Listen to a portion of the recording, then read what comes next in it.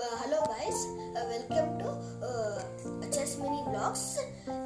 ಈಗ ನಾನು ಒಂದು ಚೆಸ್ ಪಜಲ್ನ ಹೇಗೆ ಸಾಲ್ವ್ ಮಾಡಬೇಕು ಅಂತ ಹೇಳಿಕೊಡ್ತಿದ್ದೀನಿ.